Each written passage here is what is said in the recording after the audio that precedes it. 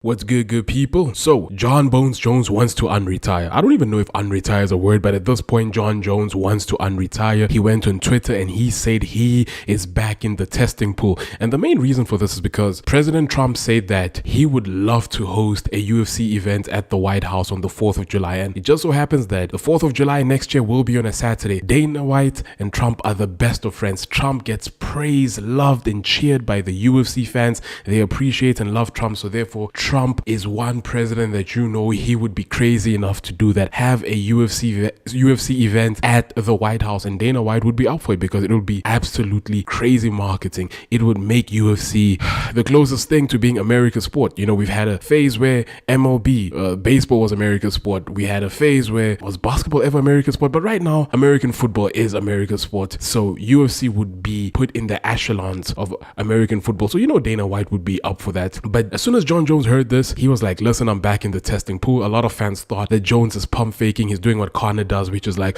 oh, I'm coming back just to get attention to his name, just to get fans speaking about him. But in all honesty, I don't think Jones is pump faking. Jones is not happy with how he left the UFC. Jones is not happy with the legacy and the way his name is being smeared and dragged, not just by the hardcore UFC fans, not just by the hardcore MMA fans, but by his peers. People like Demetrius Johnson, people like Daniel Cormier. Of course, he doesn't care about Daniel Cormier. And to make it even worse, people who are casuals. You have people like Stephen A. Smith on ESPN saying Jones ducked Aspinall. Do you know how horrible and hurtful that has to be for someone like Jon Jones, who wants the love and approval and attention of the fans? He wants to be seen as the figurehead of MMA. He wants to be revered. He wants to be the unquestionable GOAT. And now the unquestionable GOAT is being called a duck inadvertently by the casuals and by the most popular journalist in American sports, Stephen A. Smith. It doesn't look good for Jon Jones. So of course he wants to come back. Of course he wants to redeem himself. Hence he says it feels good to be the hunter instead of the hunted.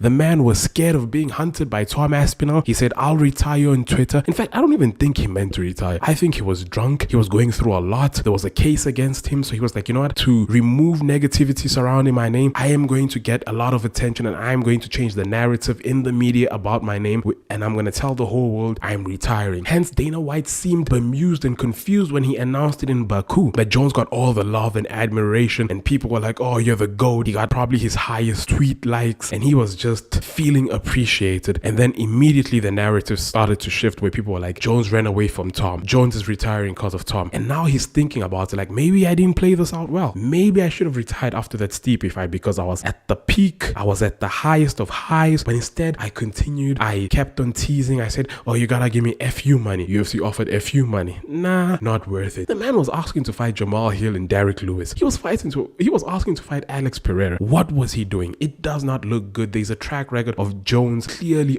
trying to avoid Tom Aspinall. The man was angry at Stipe Miocic because he assumed Stipe said he's not a good dad. But then with Tom Aspinall, I was like, I'm not gonna give Tom Aspinall that opportunity because he disrespects me. He talks to me disrespectfully. But with Stipe, you were able to cultivate and come up with a weird lie saying that he spoke about your relationship with your children. It makes no sense. Jones is clearly scared of Aspinall, and all these MMA fighters who keep on saying, nah, I feel like Jones would actually beat Aspinall, they are delusional. These are the fans that live in bias. The DCs, the Chael Sonnens, they've been destroyed by Jon Jones, so they think that because Jones destroyed them, he therefore will destroy everyone else he comes into the octagon with. Tom Aspinall is not him, buddy. They were like, oh, Tom Aspinall, what will he do when Jones has him clinched up? Blah, blah, blah, blah, blah, blah, blah. Hey, Tom Aspinall is a different breed. Tom Aspinall is him, and Jones knew that, and hence Jones is really smart. He does not want the blemish on his record. He wanted to retire undefeated or unbeaten, because he's not undefeated, but he's unbeaten, and that's what he wanted. Hence, he retired. But now the whole world is calling him a duck, even the casuals. At first, it was cool. He thought it was just the UK fans, but now it's a whole world calling you a duck. It's a different ball game. It's a different feeling. It doesn't feel good. You're no longer seen as the Michael Jordan of the sport, and that's what Jones wants. Jones wants to be revered, loved, and appreciated. Hence, I genuinely believe that he wants to return to the octagon,